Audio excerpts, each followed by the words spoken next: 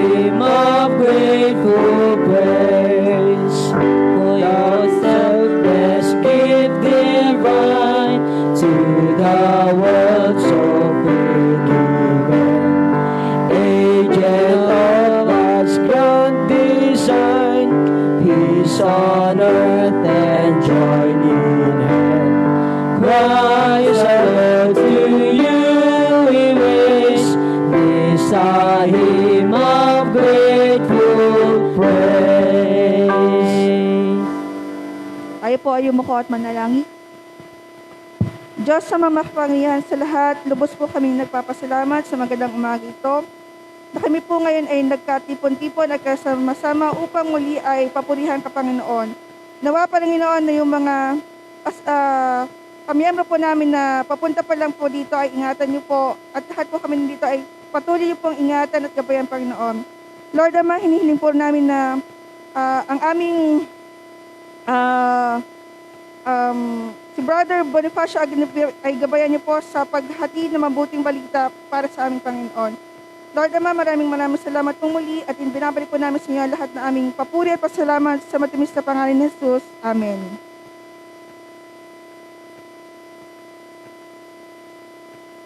Para po sa greetings and announcement, Church.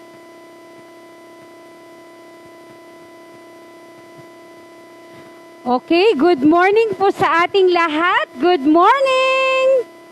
Isang mapagpalang araw po ng pagsamba. Pwede ba nating itian ang nasa katabi natin? Kumusta ka? God bless you! Yan, tayo po'y nagpapasalamat sa Panginoon sa araw na ito.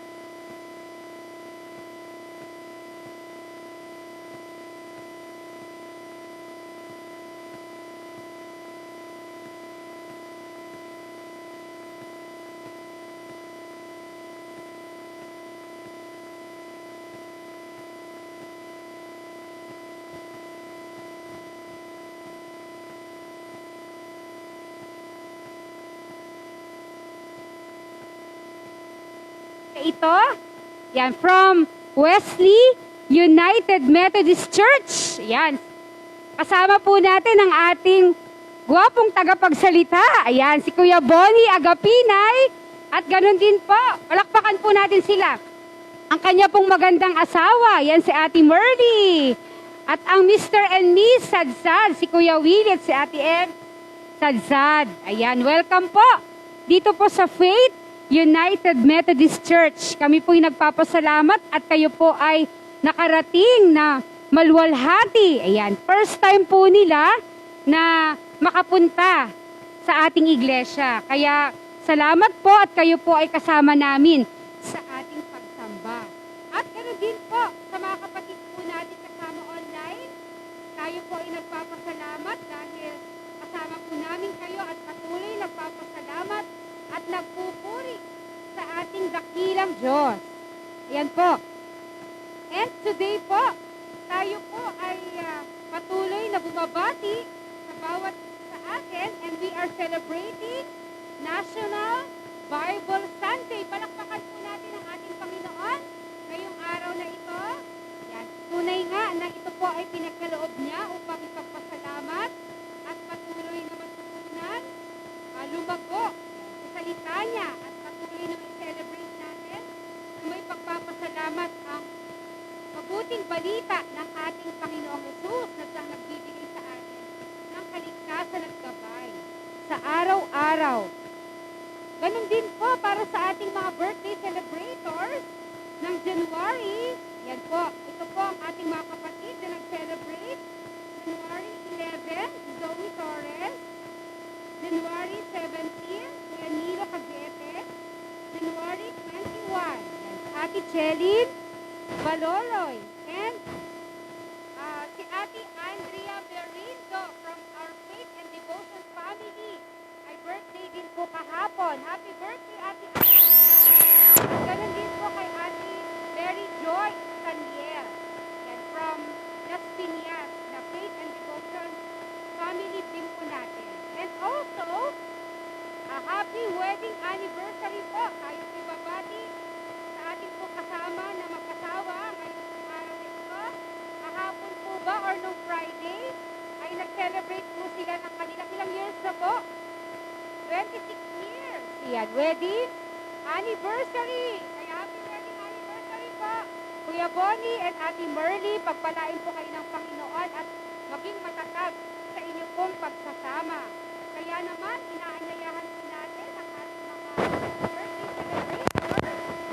At ganoon din po ang mag-asawa Mr. and Miss Agapinay upang ipanalangin po tayo ng ating pastor. Sige po, kayo po ay aming iniimbitahan dito po sa atin.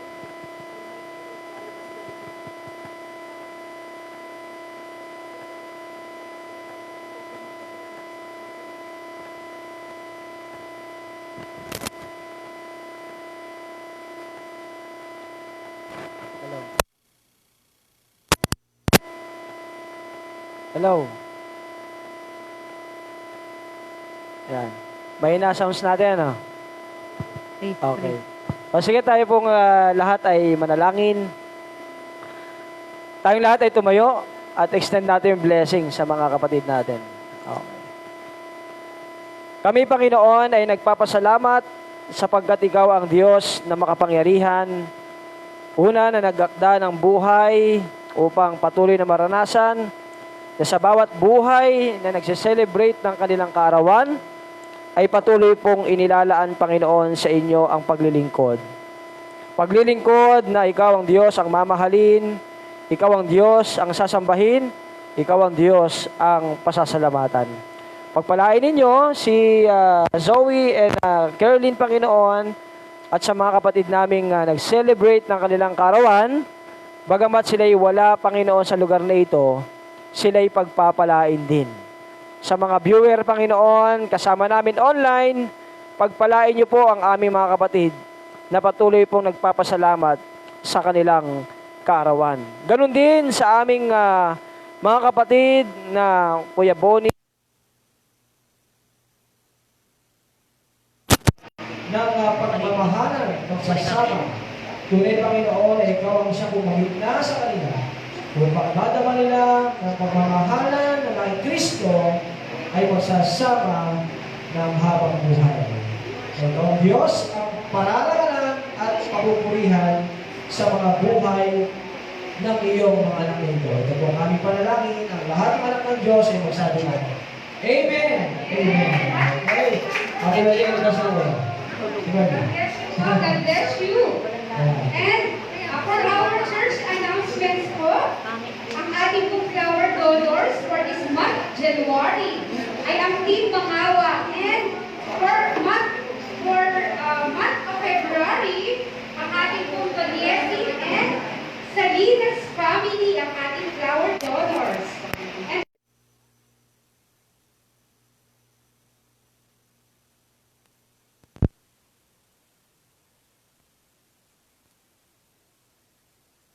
Manila. At isa po ito sa malapit sa aming puso, kapamilya, na naglilingkod sa ating Panginoong Hesus. Kaya kasama po ni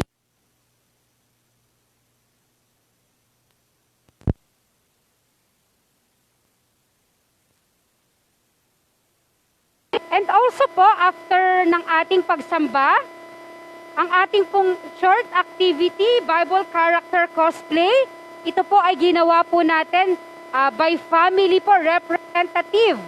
So sa bawat po, meron po tayong magre-represent yan sa ating mga Bible character. At mamaya po, makikilala po natin sila.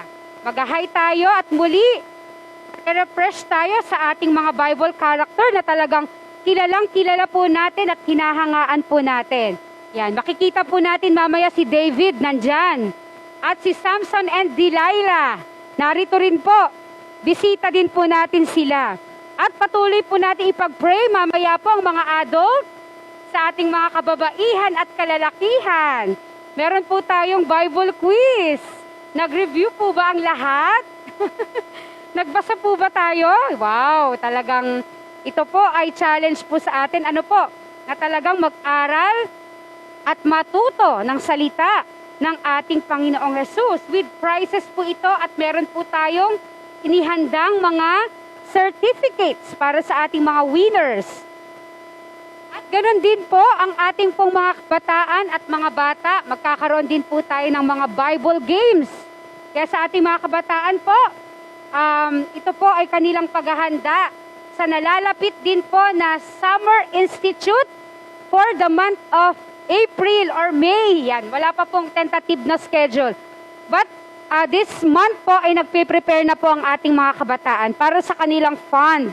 So, mamaya po, meron pong fundraising ang ating mga kabataan. Sila po ay nag-prepare ng masarap na pagkain. Yan. Kaya mamaya po, bibili po tayo at iinom po tayo ng kanilang inihanda upang makatulong po sa fund ng ating mga kabataan. And also po, February 8, ang celebration po natin, imumove po natin ito ng 13. Ayan. February 13 po.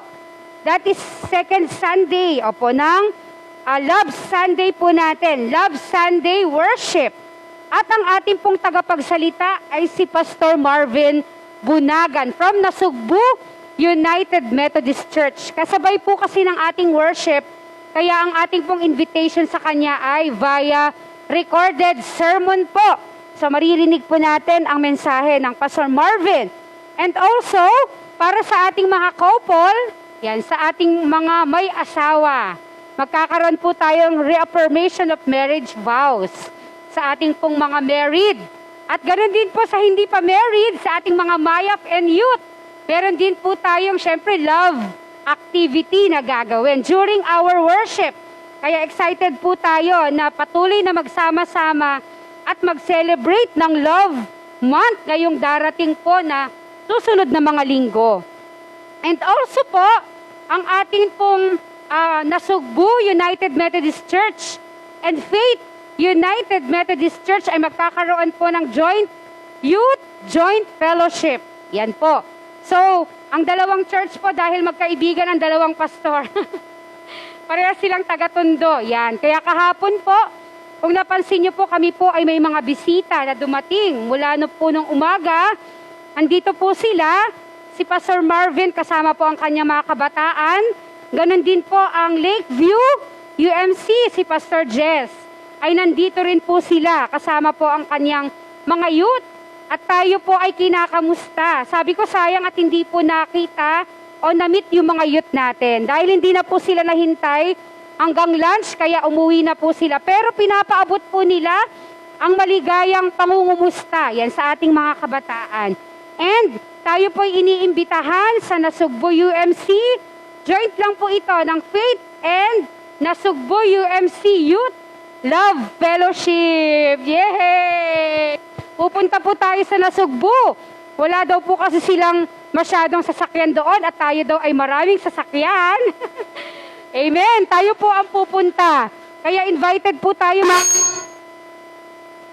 Okay, pampagising. Good morning po. Good morning, good morning. Ayan, kaya ang mga kabataan po ay iniimbitahan po namin. Ngayon pa lang po, magpapaalam na po kayo anak sa inyong mga parent. Ano po, medyo malayo po ang Nasugbu. Dulo po ito ng Batangas. Dito naman po, dulo din tayo. So, aalis po kami ng February 27 after worship. At sa labas na po kami magla-lunch. Wow, syempre maraming budget ang kabataan. Kaya po hanggang dinner po kami doon sa mga kabataan po na hindi papayagan. Ipagpapaalam po ng ating pastor. At welcome po ang ating mga mayap, isasama po natin, maging sa mga parent po na gustong sumama. Yan, si Ate Kat, isa po sa maghahatid. Yan, sa mga iba pang parent na available. Welcome po kayo para makapasyal po tayo sa Nasugbu United Methodist Church. At ganun din po, nagpapatuloy po ang ating gawain. Ngayon po, ang ating Bible Sunday. Alam ko, nag-review ang ating mga adult. Kaya mamaya po, titignan po natin kung talagang sila po ay bihasang-bihasa. Yan, sa ating pag-aaral ng Biblia. Napakadali lang po ng mga tanong. A, B, C. Yan. A, B, and C. Kaya alam kong kayang-kaya nyo po yan. And also po, dahil po tayo ay nasa alert, level 3, kaya patuloy po natin ipag-pray ang bawat isa, patuloy na protektahan tayo ng Panginoon at sa kanyang pinapagawa sa atin ay may pagawa po natin ng may kasiyahan sa ating mga puso. Ang ating pong faith and devotion ay nagpapatuloy Monday, Wednesday, and Friday po, 7:30 p.m. At ganun din po sa ating mga activity. Ang ating pong mga kabataan ay very active po sa aming Saturday activity, ang aming youth care group. Yan po, ito po ay nagpapatuloy. Salamat po sa mga magulang na sumusuporta. Ang youth care group po, dito po namin sila natuturuan, nagagabayan, nakakamusta at ang personal nilang buhay ay patuloy na isi-share po nila sa inyo pong manggagawa. Kaya narito po kami, ang kanilang mga mentor, ang kanilang mga coach, ayan, coach, life coach, upang sila po ay gabayan. Kaya meron po kaming moment na talagang masayang-masaya sa care group. Meron naman pong moment na nag-iiyakan po kami. Napakasarap po na magkaroon ng sharing at mailapit sa Panginoon ang pinagdadaanan ng bawat isa. Kaya naman po, kami po ay nagpapasalamat sa patuloy po niyong suporta At sa mga gawain po, patuloy tayong magsama-sama sa kapurihan ng ating Panginoong Hesus. At ngayon po, nasa panahon po tayo ng pagkakaloob ng ating building fund offering. Bigay po natin ang ating mga handog para sa building fund upang makatulong po sa paggawain ng ating iglesia.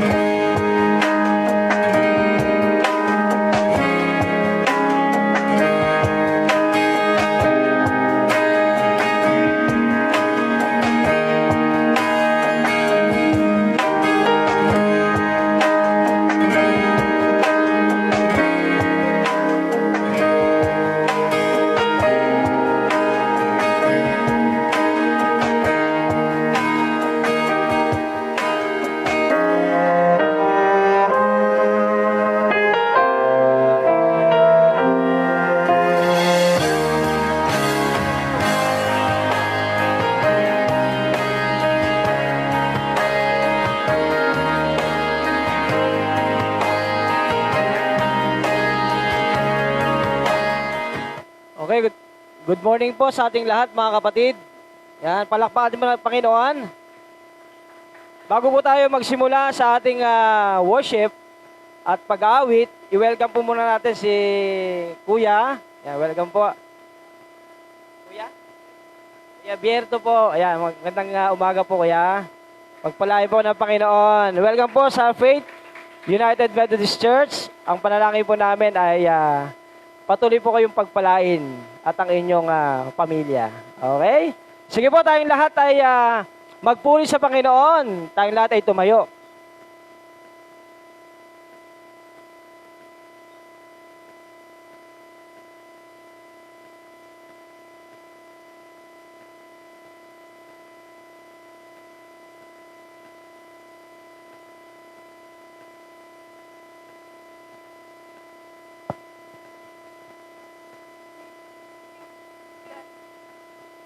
Hello, hello, mic check.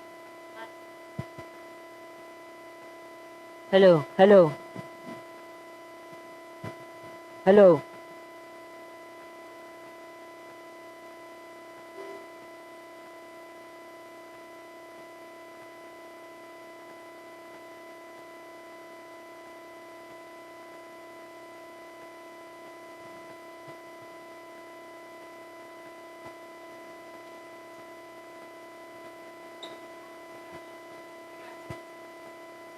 Hello, mic check.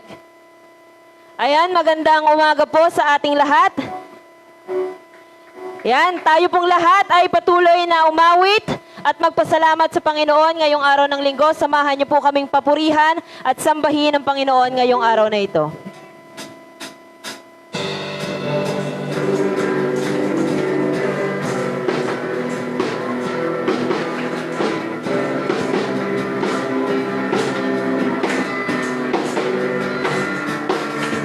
My life is in you, Lord. My strength is in you, Lord. My hope is in you, Lord. In you is in you.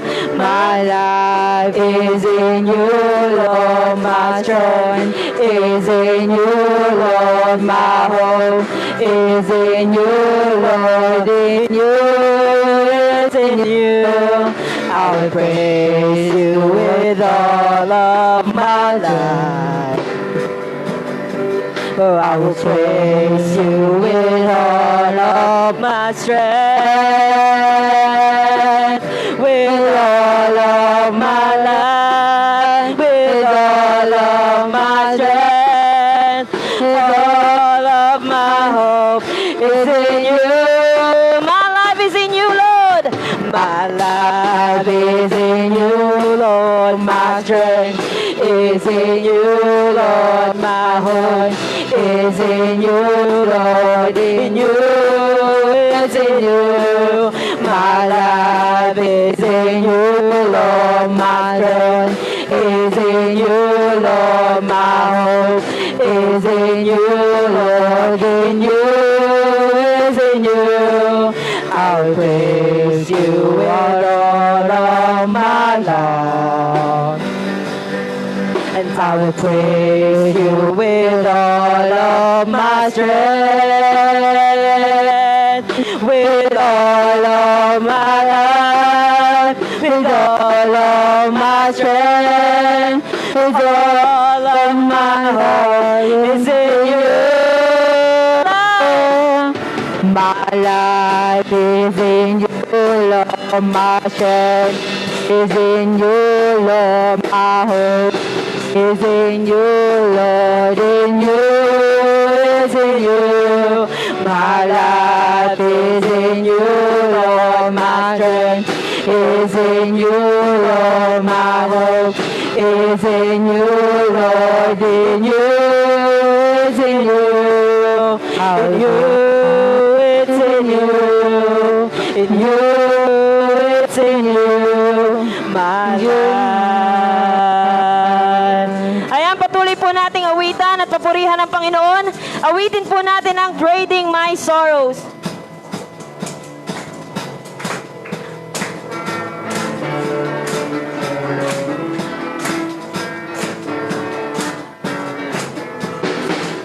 I'm trading my sorrow. I'm trading my shame. I'm laying down the joy of the Lord. I'm trading my sickness.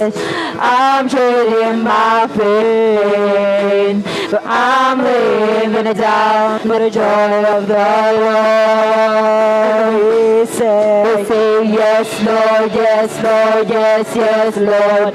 Yes, Lord, yes, Lord, yes, yes, Lord. Yes, Lord, yes, Lord, yes, yes, Lord, amen. I'm bruised but not crushed, persecuted, not abandoned, struck down but not destroyed. I'm blessed beyond a curse, for His promise will endure. His joy is gonna be my strength. Though the sorrow may last for the night, His joy comes with me in the morning.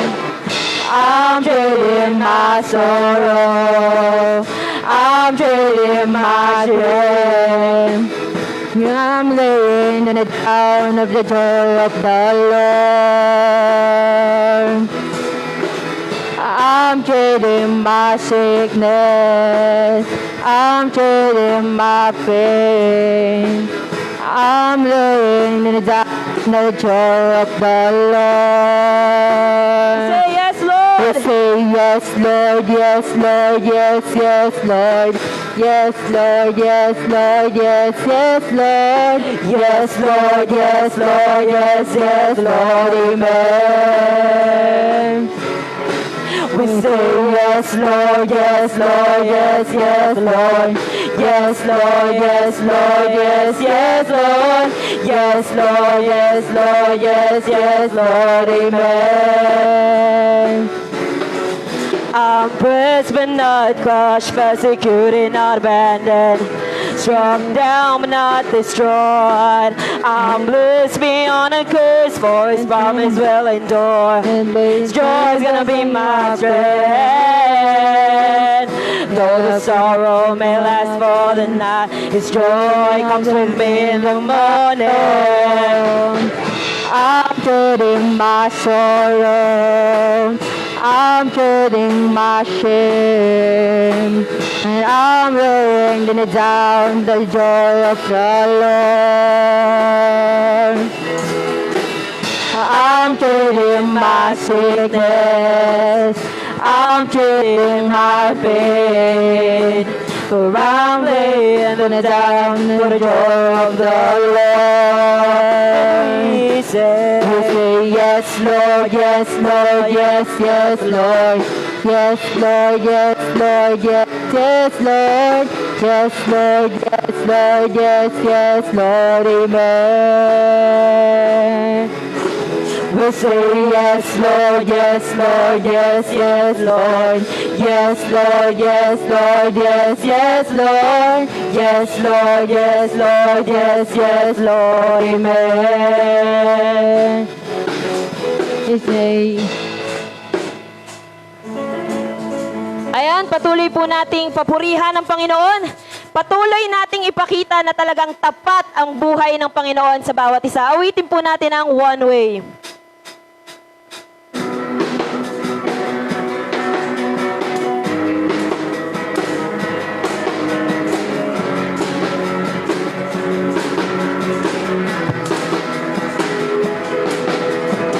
I live my life down at your feet. You're the only one I need. I turn to you and you were always there. You shut the times into what I seek. I put you first, that's all I need. I am all I am and on to you. One way, Jesus, you're the only one that I could live for. One way, Jesus, you're the only one that I could live for.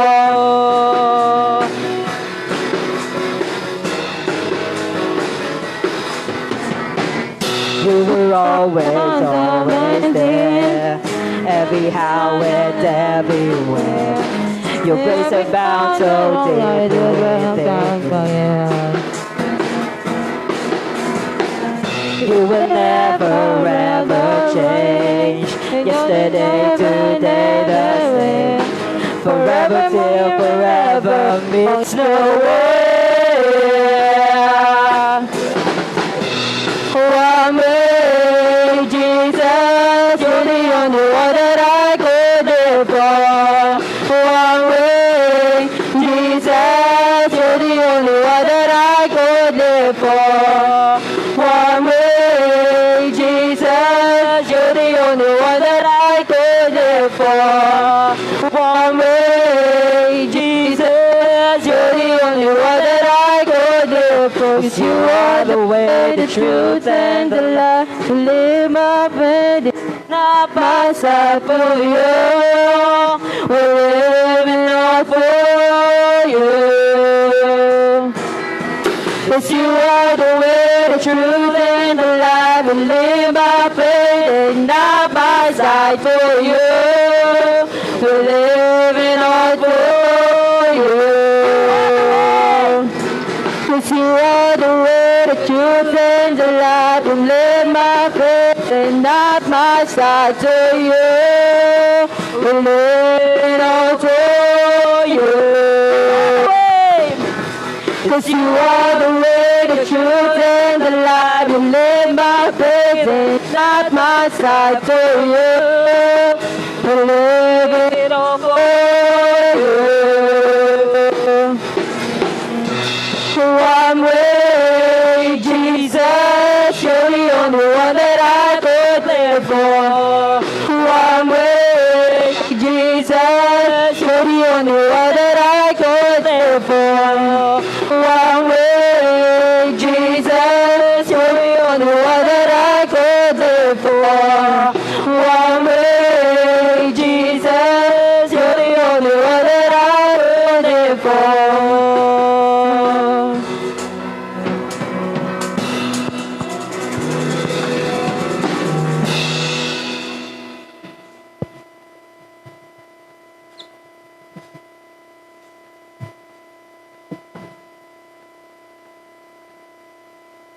Ayan. Patuloy po nating awitan ng Panginoon. Awitin po natin ang Beauty for Ashes.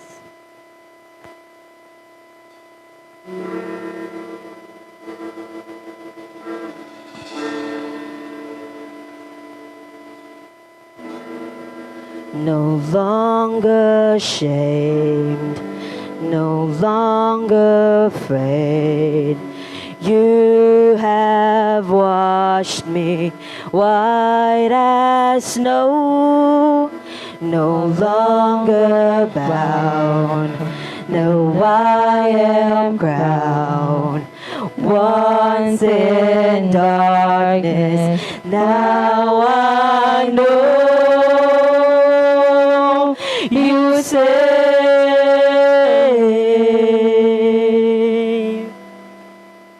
Lord, you save, and you give me beauty for ashes, and you pull me close to your heart. You have turned my mourning to dancing, and that's what you do, and that's who you are.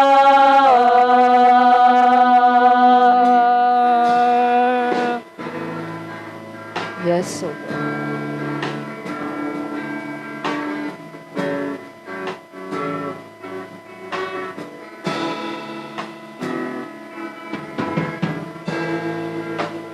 Brand new eyes, brand new hands.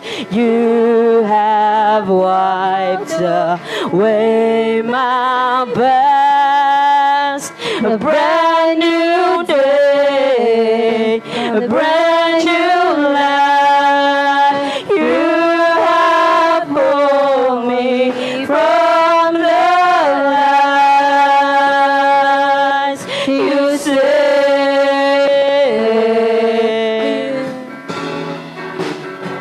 Lord, you save,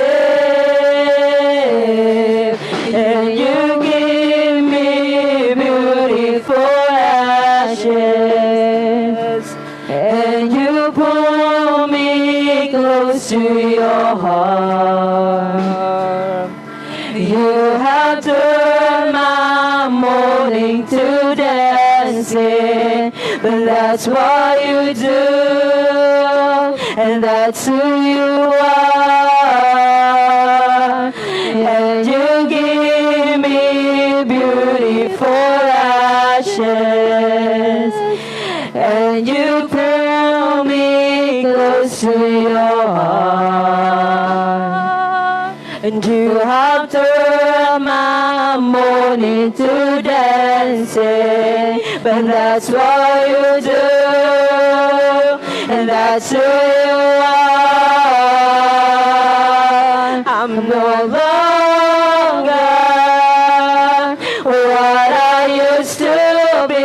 I am stronger because you're in me. The old is gone, the new has come. I'm alive,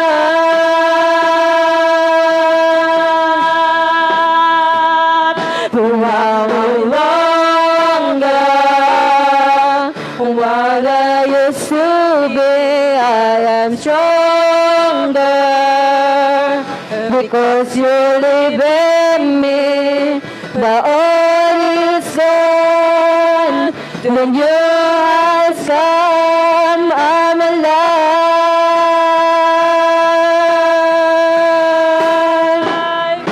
I am stronger than what I used to be. I am stronger because you live in me.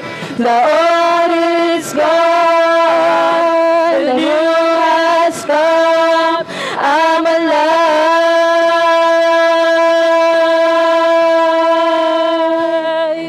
and you give me beauty for ashes. Sing, church. And you pull me close to your heart.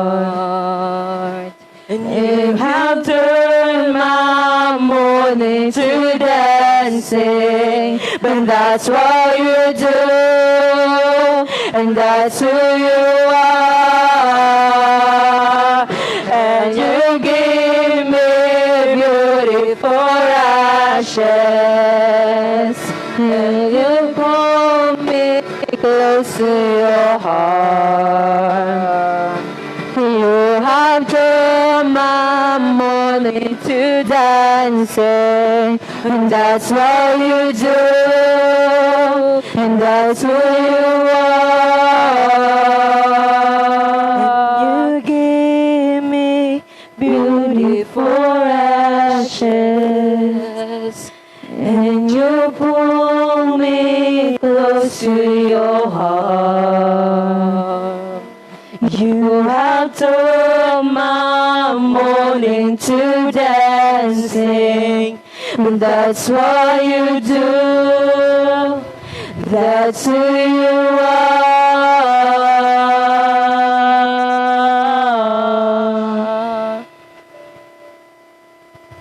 Tayo pong lahat ay tumungo sa mandaling manalangin.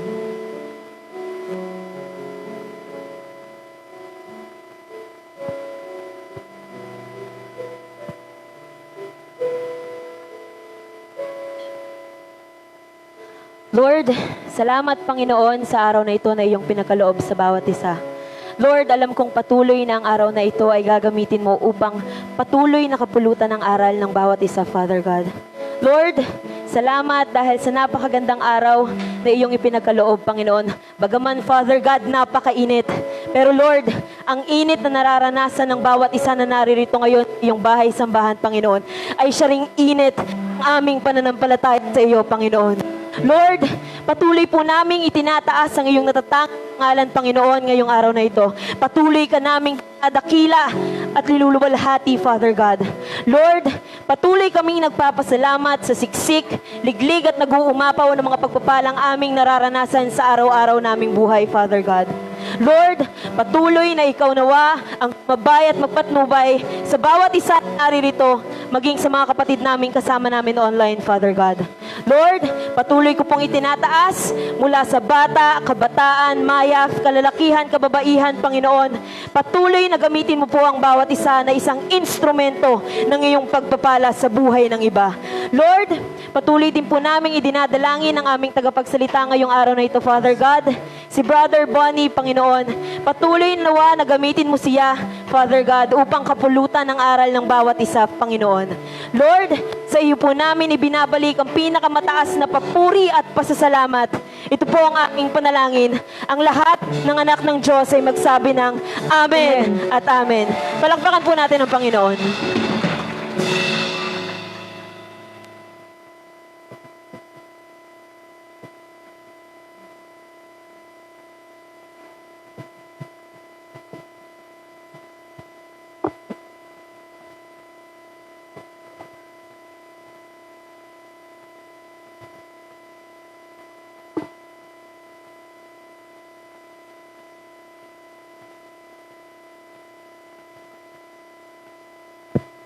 Yan, maraming salamat po sa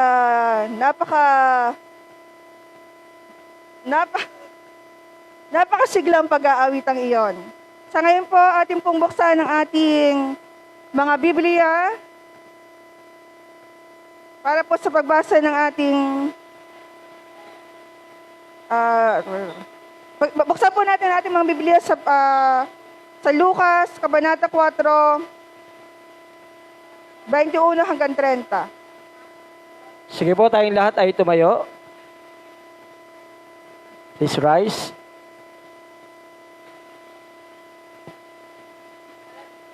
At siya'y nagpasimula magsabi sa kanila, "Ngayoy naganap ang kasaltang ito sa inyong mga pakinig."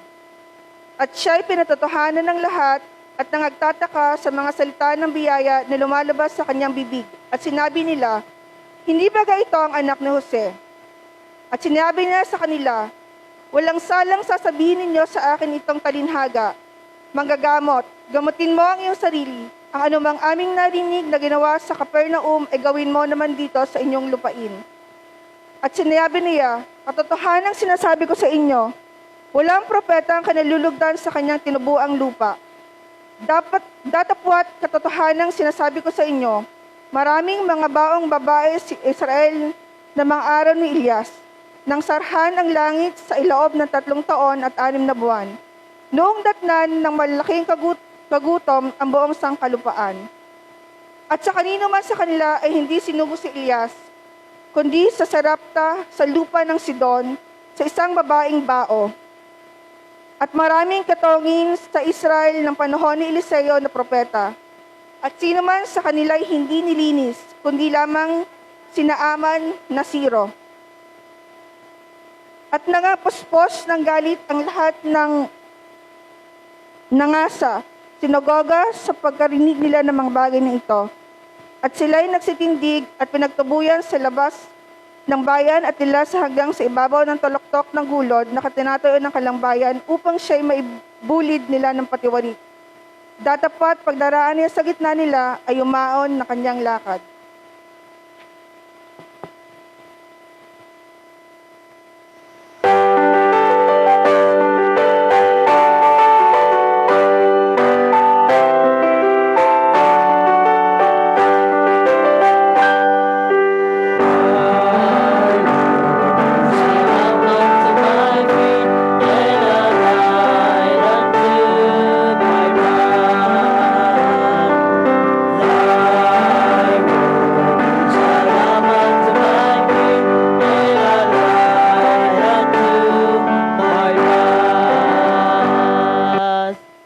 Para po sa paghahatid ng mensahe ng buhay, ating pong pakinggan ang ating kapatid na sa Brother Bonifacio Aganipay mula sa Wesley UMC.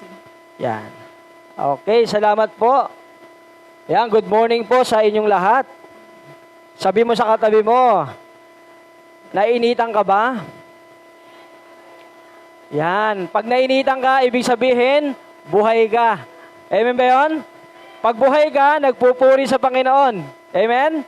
Kaya palakpakan natin ang Panginoong Diyos. Yan. Salamat sa Panginoon sa isang pribilehiyo na ipakilala sa inyo ang ating tagapagsalita. Ang isa sa mga tagapagsalita natin ngayong umaga, siya po ay tinuturing kong kuya. Yan. Kuya, kapatid, kaibigan, at kapanampalataya. Isa sa mga kalalakihan na nakilala ko nung ako po ay nakadestino sa Parañaque Mission. Na ang tawag sa mission na yon, God's Mercy and Love. Pangalan pa lang talagang puno-puno na. May mercy na, may love pa. No? The same time, kasama ng Diyos ang patuloy na namumuhay sa grasya at biyaya ng Panginoon. Alam niyo mga kapatid, itong ating tagapagsalita, napakasimpleng tao. Bukod sa kanyang kabaitan, kasi limit lang ito magsalita rin. Pag nagsalita ito, talagang may meaning. Hindi nagsasayang to ng mga salita na walang dahilan. Kaya na-inspire din ako sa buhay niya, kaya hanggang ngayon, magkaibigan pa rin kami. No? Yung aming pagiging magkaibigan, spiritual. Kaya kapag kami nagkukwentuhan, inaabot po kami ng madaling araw. Ganon kami mag-usap. Para sa inyong kaalaman, kasama po niya ngayon ang kanyang isa sa mga inspirasyon. Yan, ang kanyang may bahay sa Ate Merly. Pwede mo ba tumayo, Ate Merly? Yan, salamat po sa Panginoon. At kay Ate Ems at kay Kuya Willie. Yan, Kuya Willie, tayo po kayo. Yan, si Kuya Willie, yan ang tinatawag ko ring Big Brother. Si Kuya Willie, hindi siya ganyan nung nakilala ko siya. Sinubok lang siya ng Panginoon. Kung nasaan si Kuya Bonnie, nandun din si Kuya Willie. Kaya pagka nakikita ko si Kuya Bonnie, ang hinahanap ko agad, asaan si Kuya Willie? No? Pagka kami nagkita-kita, para lang kaming magkakapatid. Mga kapatid, hindi ko na po papahabain. Ang ating tagapagsalita, may 3 anak, leader ng church, the same time, pogi. Ayos ba kayo, Bonnie? Yan. Pogi, in spirit, labas at loob, Ilocano po ito. Kaya mga taga-Ilocano, taas mo ng kamay. Mga Ilocano, yan, praise God, marami tayong mga Ilocano dito. Ako, tubong Ilocano lang ako, pero hindi ako marunong magsalita. Kaya may interpreter ako kinuha si Ma'am She. No? Kaya siya ang napangasawa ko. Pagka hindi ko alam, siya ang mag-interpret. Okay, mga kapatid, ihanda natin ang ating mga puso, isip at buong pagkatao. Tanggapin natin ang biyaya ng Panginoon sa kanyang mensahe, sa magitan ng ating tagapagsalita na si kaya Bonnie Agapinay. Palakpatin ng Panginoon.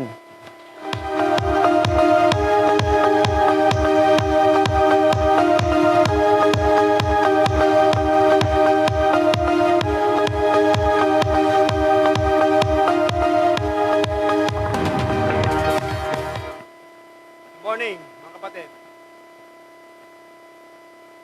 Ako'y nagagalak. No? Kami nagagalak kasama, nabanggit na ang aking may bahay, ang kanyang pangalan, tsaka yung mag-asawang aming kapatid sa Wesley. Kami nagagalak at nakasama nyo kami sa umagang ito sa inyong pagsamba. At sa ganang akin, pinupuri kang Panginoon at pinasalamatan sa magitan ng imbitasyon ni Pastor Jerry sa akin, ay ginamit ng Diyos siya upang ako'y dumako nga sa inyong, sa kanyang iglesia dito sa Faith, sa inyong harapan. Ako'y nakatayo ngayon upang magbahagi ng kanyang salita ayon sa aking pananampalataya at pagkaunawa sa kanyang salita. Galing din sa kanya ang kaunawang ito. Sabi ni Pastor kanina, ako daw ay pogi. Meron akong librong nabasa, yung title Pogi. Yung P, Presence. Yung O, Off. Yung G, God. Yung I, Inside. Di ba, Pogi? Presence of God inside. Pero, ang lahat na yun ay dahil sa kagandahang loob ng Diyos. No? Hindi sa physical, kundi sa puso. Purihin natin ang Panginoon. Tayo manalangin. Mapagpalang Diyos at Ama naming sumasalangit. Tunay o Diyos ng aming puso ay nagagalak, nagpupuri sa inyo sa umagang ito. Sapagkat po, ginising niyo po kami o Diyos. Nitong nakarang magdamag. Wala kaming malay, ngunit salamat po sapagkat po. Nakita na naman namin ang bagong umaga. Muli niyong dinagdagan ang bilang ng araw ng aming mga buhay. Dahil dito o Diyos, lubos ka namin pinupurit, pinasalamatan. Mangusap ka o Diyos sa amin sa umagang ito, sa magitan ng iyong masalita, na aking dadalhin at tunay o Diyos na kayo ang nagkakalob sa amin ng kaunawaan upang ito ay amin pong makita ang iyong mensahe kapag kami ay nagbabasa, nakikinig sa iyong mga salita. Pinupuri ka namin o Diyos, pinasalamatan at patawarin niyo po kami, linisin niyo po kami o Diyos sa aming makasalanan nang sa gayong karapat dapat po kaming tumawag sa iyong banal na pangalan. Ito po ang aming dalangin at aming pasasalamat at kahilingan sa tanging pangalan ni Jesus na iyong Panginoon. Amen. So, ang topic natin, mga kapatid, ang ating pagbulay-bulayan ngayon ay patungkol sa Biblia. Patungkol sa Biblia. Ang mabuting balita. Bilang isang Kristiyanong bansa, mapalad tayo dahil meron tayong pinagdiriwang na National Bible Month. Pagsapit ng buwan ng Enero. Ito ay tinawag na Presidential Proclamation 124. Ito ay pinirmahan ng ating Pangulong Duterte noong January 5, 2017. Purihin natin ang Panginoon dahil sa proklamation nito ng ating Pangulo, tunay na ang ating pamalahan ay naniniwala sa kahalagahan ng salita ng Diyos para sa buhay ng bawat Kristiyanong Pilipino. At mapalad tayo dito sa ating bansa, mga kapatid, sapagkat malaya tayong magpahayag, magbahagi patungkol sa ating panampalataya. At bilang mga manampalataya, tayo ay naniniwala na ang Biblia ay naglalaman ng salita ng Diyos at naniniwala tayo na ang salita ng Diyos ay makapangyarihan at kayang baguhin ang buhay ng isang taong namumuhay sa kasalanan o sa landas ng pagkaligaw.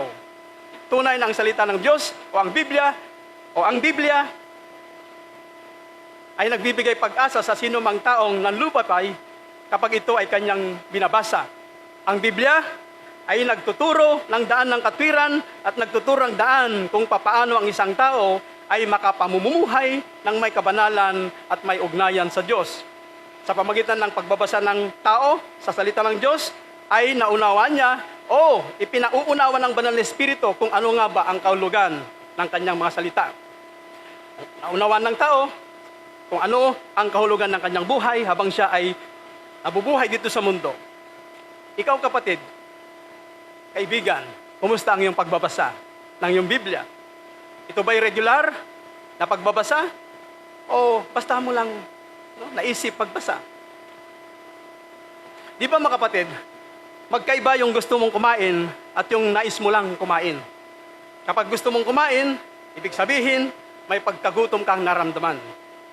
Ngunit kung naisip mo lang, maaring hindi ka gutom, o wala lang, gusto mo lang kumain. Kapatid, gutom ka na ba sa pagbabasa ng salita ng Diyos. Kung ikaw ay nasa ganitong kalagayan na, tiyak na papakainin ka ng Diyos at mabubusag ka sa kanyang mga salita. Dahil sabi ng ating Panginoon Jesus sa Matthew 4:4, nasusulat, hindi lamang sa tinapay nabubuhay ang isang tao, kundi sa salita ng Diyos na nagmumula sa kanyang bibig. Tunay na walang ibang aklat na naisulat ng tao dito sa balat ng lupa na kayang o may kapangyarihang gumawa ng pagbabagong espiritual sa buhay ng isang tao, kundi ang salita ng Diyos lamang, ang Biblia, ang may kapangyarihan makagagawa nito. Bagamat maraming taong naniniwala na ang salita ng Diyos ay tunay na nagpapabago ng kanilang buhay espiritual, naniniwala naman ako na may mga tao pa rin naglalakad sa kalsada o nabubuhay pa na hindi naniniwala sa Biblia. O ang sabi nila, ang Biblia ay gawa-gawa lamang ng tao. Alam niyo, nung last week, nung sumakay kami ng taxi, pumunta kami sa Makati. From Mandaluyong, maiksi yan, di ba? So, inobserbahan ko yung taxi driver. Talagang mamangha ka kasi nung tinanong ko yung kanyang edad, 70 years old. Wow. So, in-interview, kinausap ko sa, di tatay, ibig sabihin, yung ganyang edad nakapagpatapos ka ng iyong mga anak ako. Oo, sabi niya. Actually, may mga anak na ako sa abroad eh. Hey, bakit po kayo nagpapagod pa? Siyempre, alam naman natin, nanay, no? Tayo may edad, talagang hinahanap ang magkikilos-kilos, di ho ba? Yan ang katwiran ng mga kwan eh. No, yung mga may edad eh. Gusto nila rin kumilos-kilos, hindi pwedeng, no, nakaupo lamang, talagang lalo daw silang manghihina. So yan ang katwiran niya, no? Nagdadrive pa, namamasada pa, no? Sa kadahilan ng, no, kanyang katawan ay kailangan kumilos-kilos pa yung kanyang reflexes. So sabi yung pag-usap, sabi ko, Lord, bigyan mo ako ng opening, ano? Kung paano ko ipasok yung patungkol sa spiritual na bagay. So, takbo, pakikiramdam. Sabi ko, tatay, kako, palagay ko naman, ginamit ko yung kanyang edad. Sa kanyang edad, kilala mo na ang Panginoon, kako. Yan. Papasok, di ba? Palagay ko naman yung ganyang edad, kilala mo na ang Panginoon. Ang Panginoon Jesucristo, ako. Alam mo, sagot niya? Hindi, alam mo, sabi niya. In-example niya kanyang lolo. Oo, alam mo ang lolo ko, mula sa pool hindi nagsisimba yun. Sabi niya, so puro lolo. Hindi daw nagsisimba. So nakinig na lang ako. Hindi daw siya naniniwala, no? Na ang pagsisimba, gano'n, yung, alam mo, hindi siya daw siya naniniwala yung pagsisimba, yung pagiging religyoso, yan. Ayon sa kanya, ang kanyang lolo, yun ang buhay niya. No? Nagmumukmuk bilang isang manampalataya, maari. Pero sabi niya, naniniwala naman daw lolo niya may Diyos. Pero hindi nga lang nagsisimba. So, ibig sabihin, ginaya niya. Yun, ginaya niya. Siyempre, sa aking pakikinig, malapit na yung pupunta namin. Ayala lang eh. Tatawid ka lang kasi from bahay eh. Talagang nabitin ako doon, mga kapatid. Hinabol ko, sabi ko, tatay, naniniwala ka sa salita ng Diyos sa Biblia? Ay, hindi pa rin naniniwala. Yan, sakto, gawa-gawa ng tao lang. Gawa-gawa lang daw ng tao. Talagang bitin na bitin ako doon. Alungkot ako, pagbaba namin, nanay, nakakalungkot no ako, sa ganung edad. Masasabi natin na siya nasa landas ng pagkaligaw. Di ba? Hindi naman natin hinuhusgahan ang isang tao. Alam niyo kapatid, hindi tayo ng husga eh. Ang Biblia, hindi masamang, sabihin mo yung ginagawa ng tao na masama kapag mayroon kang batayan. Yan. Di ba? Pinagbabawal ng Biblia ang paghusga kapag wala kang batayan.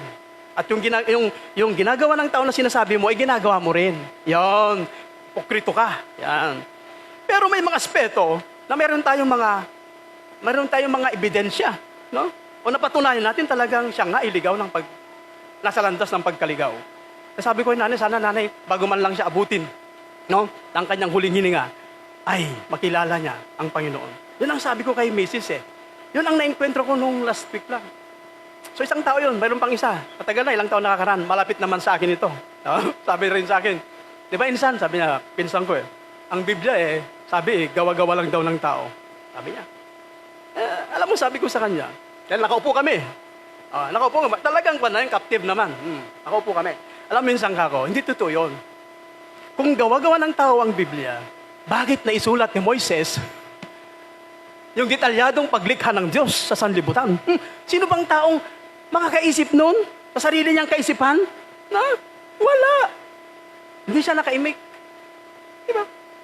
Hindi pwedeng isulat ng tao kung paano nilikha ng Diyos ang langit at ang lupa at lahat ng nandito sa lupa at maging tayo. Ibig sabihin, detalyadong pagsusulat sa Genesis, hindi magagawa ng tao yan. Isinulat ng tao, kinasihan ng Diyos, isinulat ng tao, ang salita ng Diyos. Yun ang katotohanan. Diba, sinabi ko sa kanya, ang katwiran ko, hindi pwedeng manaig ang kasinungalingan sa katotohanan. Diba? Hawak natin ang katotohanan na walang iba kundi ang salita ng Diyos. Ngunit, ano nga ba, mga kapatid at mga kaibigan, ang katotohanan patungkol sa Biblia ayon sa niluloob nito? Ito nga ba ay gawa-gawa lang ng tao? Hindi nga di ba? Tunghayan natin ang mga isinasaad o pinapahayag ng mga ilang talatang nasusulat dito. Sinabi ng Apostol Pablo sa kanyang sulat sa 1 Thessalonians chapter 2 verse 13. Ito pakinggan natin mabuti. Sabi niya sa mga manampalataya sa Thessalonica, kaya nga palagi kaming nagpapasalamat sa Diyos sapagkat nang ipangaral namin sa inyo ang kanyang salita, hindi ninyo ito tinanggap bilang salita ng tao, kundi bilang tunay na salita ng Diyos. Yan na. Tunay na salita ng Diyos. At ang bisa nito ay nakikita sa buhay ninyo ng mga sumasampalataya. Tunay nga ng salita ng Diyos ay nagbabago ng buhay. Alawa, 2 Peter 1:21. Sinabi ng Apostol Pedro sa kanyang sulat, sapagkat ang pahayag ng mga propeta ay hindi nagmula lamang yan, sa kalooban ng tao. Ito'y galing sa Diyos. Yan. At ipinahayag ng mga taong nasa ilalim ng kapangyarihan ng Espiritu Santo. Ayan. Kinasihan ng Diyos ang mga tao para maisulat. Atlo, John 17:17. Ito yung panalangin ng ating Panginoon sa Diyos Ama patungkol sa kanyang mga alagad. Sabi niya, italaga mo sila sa pamamagitan ng katotohanan. Ang salita mo ay katotohanan. Liwanag. Ang Biblia. Awit 19:8, nasusulat, ang tuntuning ibinigay ni Yahweh ay wastong utos. Liligaya ang sinuman kapag ito ang sinunod. Ito'y wagas at matuwid pagkat mula ito sa Diyos. May mga kwan talaga. May mga ebidensya, mga talata. Pagkat mula ito sa Diyos, pangunawa ng isipan, yaong bungang dulot. Okay? 2 Timothy 3:16, ito, madalas na natin ginagamit. Ang lahat ng kasulatan ay kinasihan ng Diyos at magagamit sa pagtuturo ng katotohanan, pagsaway sa maling aral, pagtutuwid sa likong gawain, at pag-akay sa matuwid na pamumuhay. Yan. Maliwanag mga kapatid na ang Biblia ay hindi gawa-gawa lamang ng tao. Ito ay tunay na salita ng Diyos. Ngayon mga kapatid at mga kaibigan, ating pagbulay-bulayan ang nakasad sa 2 Timothy 3:16. Sabi dito, ang lahat ng kasulatan ay kinasihan ng Diyos at magagamit sa pagtuturo ng katotohanan, sa pagsaway sa maling aral, sa pagtutuwid sa likong gawain, at pag-akay sa matuwid na pamumuhay. Una, ang salita ng Diyos ay magagamit sa pagtuturo ng katotohanan. Katotohanan ng Diyos ang lumalang ng langit at lupa at ang lahat ng mga bagay na ating nakikita. At siya ang may likha sa atin. Mababasa natin sa Genesis chapter 1 and 2 at John chapter 1 verses 1 to 3. Katotohanan na dito sa Biblia ay mababasa natin na pagkatapos na lalangin ng Diyos ang tao, sina Adan at Eva, sila ay nagkasala noong sila ay matukso ni Satanas. At dahil sila ay nagkasala na, katotohanan, lahat ng sumunod na salinlahi ay ipinanganak ng makasalanan hanggang ngayon sa ating lahi at sa mga susunod pang salinlahi. Kaya nga sabi ni Haring David sa awit 51 verse 5, ako'y masama na buhat ng iluwal, makasalanan na ng ako'y isilang. Natuklasan ni Haring David ang kanyang sarili na makasalanan na nang siya ay isilang. Kapatid, natuklasan mo na ba ang iyong kalagayan sa harapan ng Diyos? Na ikaw at ako ay naipanganak na makasalanan ayon sa Biblia at natuklasan mo na ba na ikaw ay nagkakasala sa isip, salita at sa gawa? Pag sabihin ninuman na siya ay namumuhay na malinis at hindi gumagawa ng kasalanan. Dahil nasasaad sa 1 John 1:8, kung sinasabi nating tayo walang kasalanan, dinadaya natin ang ating sarili at wala sa atin ang katotohanan. 1 John 1:10, kung sinasabi nating hindi tayo nagkasala, ginagawa nating sinungaling ang Diyos at wala sa atin ang kanyang salita. Bakit sinasabi dito na dinadaya natin ating sarili at ginagawa nating sinungaling ang Diyos at wala sa atin ang katotohanan kapag sinasabi natin wala tayong kasalanan at hindi tayo nagkasala? Sapagkat, nasusulat sa Romans 3:23, ang lahat ay nagkasala at walang nakaabot sa kaluwalhatian ng Diyos. Ito ang katotohanan, mga kapatid. Lahat tayo ay nagkasala sa Diyos. Hindi tayo nakaabot sa Kanyang kabanalan. Kaya, kung ganito ang ating kalagayan, ano ang ating kahinatnan? Saan pupunta ang ating kaluluwa? Ano ang ating sasapitin kapag manatili tayo sa ganitong kalagayang makasalanan? Saan pupunta ang kaluluwa ng tao kapag manatili siya sa ganitong kalagayan? Sinasabi sa Romans 6:23a, sapagkat ang kabayaran ng kasalanan ay kamatayan. Sapagkat ang kabayaran ng kasalanan ay kamatayan. Lahat tayo nagkasala, doon pala pupunta ang tao. Pupunta doon sa kapahamakan. Ito ang kahantungan ng tao sapagkat siya ay nagkasala sa Diyos. Siya ay mamamatay na ang ibig sabihin ay mapapawalay siya sa piling ng Diyos.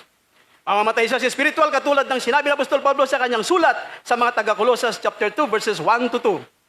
Nung una ay patay kayo dahil sa inyong mga pagsuway at mga kasalanan. Sinunod ninyo noon ang masamang takbo ng mundong ito at napailalim kayo sa pinuno ng mga kapangyarihang sa impapawid, ang espiritong naghahari sa mga taong ayaw pasakop sa Diyos.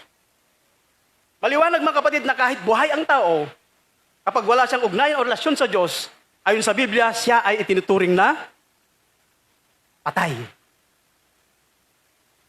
Ang malaking tanong, papaano makakaalis ang tao sa ganitong kalagayan? Na siya ay patay at dahil dito, wala siyang magagawa, wala siyang kakayanan upang iligtas ang kanyang sarili o ilapit ang kanyang sarili sa piling ng Diyos. Kung ang naunang nabanggit ay masamang katotohanan na ang tao ay pinak na makasalanan, napawalay sa Diyos, siya ay patay, mayroon namang mabuting katotohanan na itinuturo ng Biblia. Yan. Sinabi ng Apostol Pablo sa kanyang sulat sa mga taga-Efeso, chapter 2, verses 4-5, subalit, yan, ito yung mabuting katotohanan. Subalit, napakasagan ng habag ng Diyos at napakadakila ng pag-ibig niya sa atin. Tayo'y binuhay niyang kasama ni Kristo noong tayo'y mga patay pa dahil sa ating pagsuway. Yan. Naligtas nga kayo dahil sa kanyang kagandahang loob. Tignan natin yung mga ilang punto dito sa talatang ito. Sabi niya, napakasagana ng habag ng Diyos sa atin.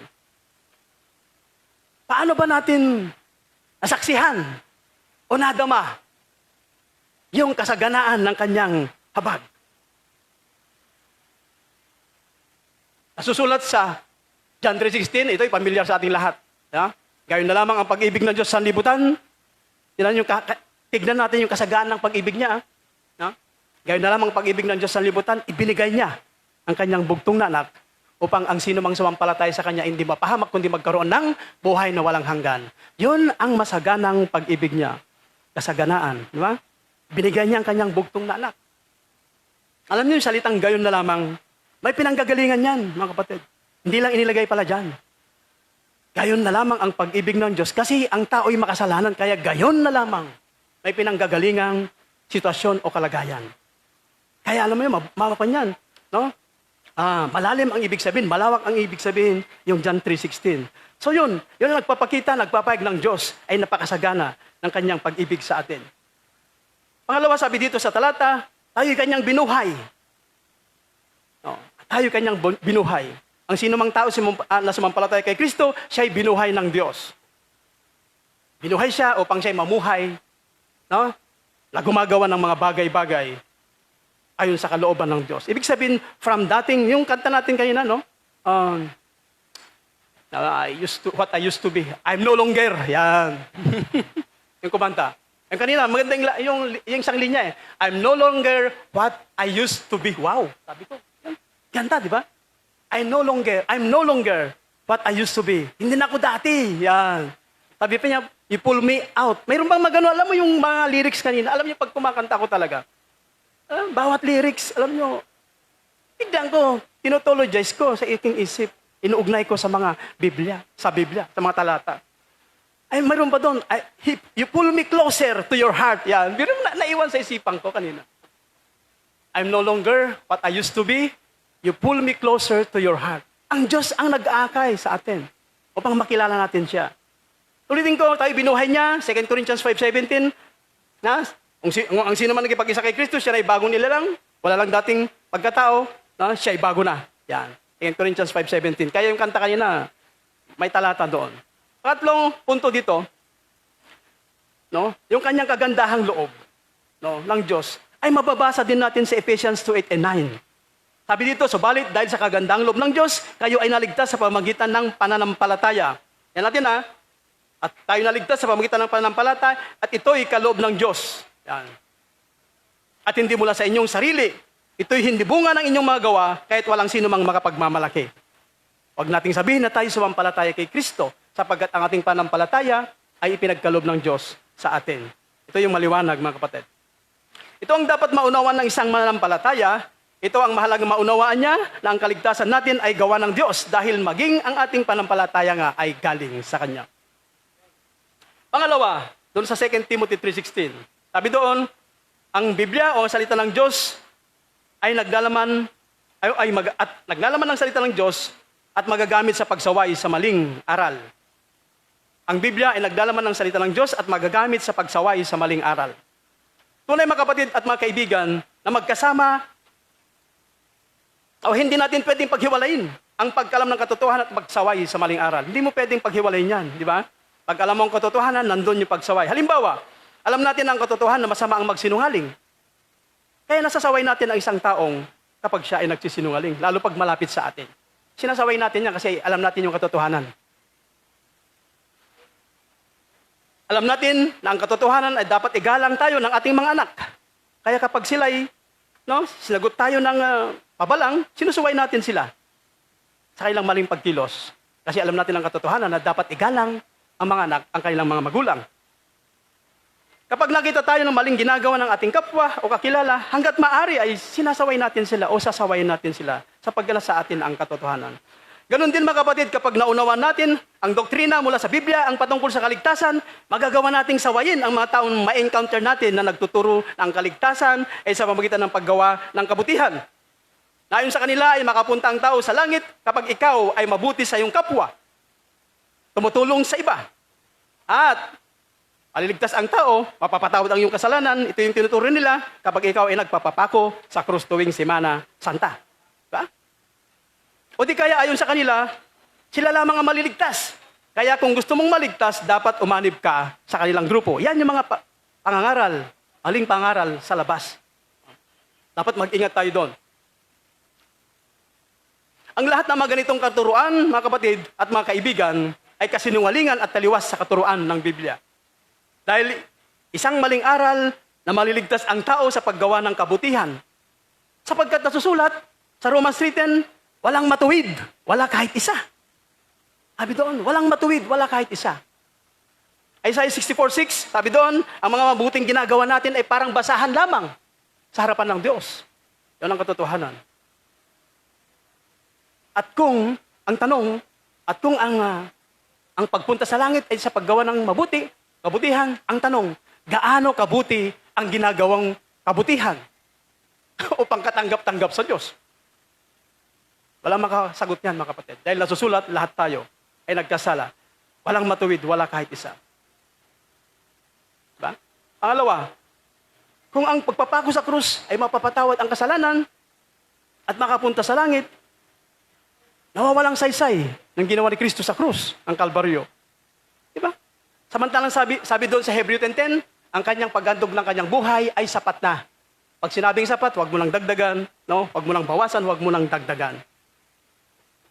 Patlo, kapag ang pagpunta sa langit ay sa pamamagitan ng pag-anib sa kanilang grupo. Sabi sa Acts 4:12, walang ibang pangalan na binigay ng Diyos para sa kaliligtas ng bawat tao. Ang pangalang Jesus lamang. Hindi pangalan ng iglesia. Hindi pangalan ng simbahan. Ang pangalang Jesus lamang ang ikaliligtas ng tao. John 14:6, no? I am the way, the truth, and the life. Sabi ng ating Panginoon, Jesus. Kaya upang hindi tayo maakay ng maling aral, dapat lagi nating basahin at pag-aralan ang Biblia.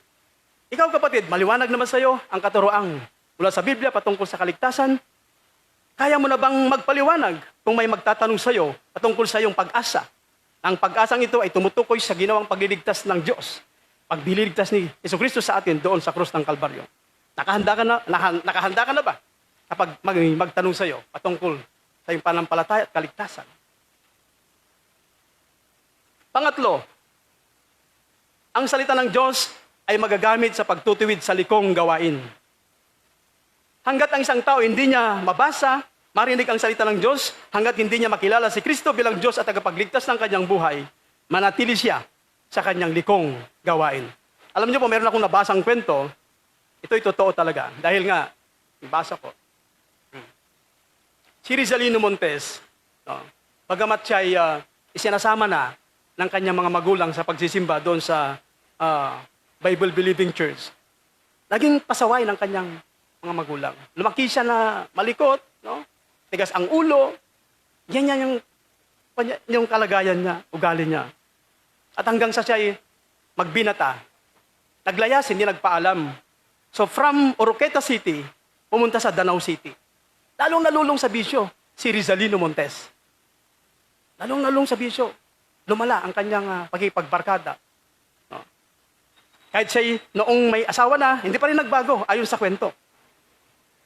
At dala ng kanyang trabaho, daganan ng kahoy yung kanyang paa.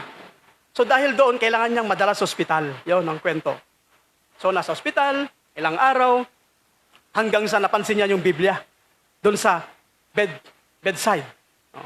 Na ang Bibliang iyon, yung testament na yon, ay binibigay ng mga grupong pumupunta sa mga ospital, mga eskwelahan, yan, no? Hotels. So libreng binibigay ng grupong iyon. Nakita niya yung Biblia.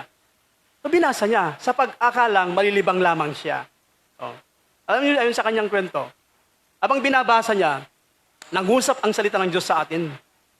Katulad ng ating napag-aralan kanina, pinagbulayan, ang salita ng Diyos ay kaya magbago ng buhay ng isang tao, ng kanyang kaisipan. So binasa niya, nakilala niya ang kanyang sarili na siya ay napawalay pala sa Diyos at namumuhay sa kasalanan. Eh siyempre natamnan yan eh. Sabi ko kanina, kahit papaano nakarinig yan ng salita ng Diyos sa loob ng iglesia kasi bata pa, di ba? Sinasama na ayon sa kwento eh.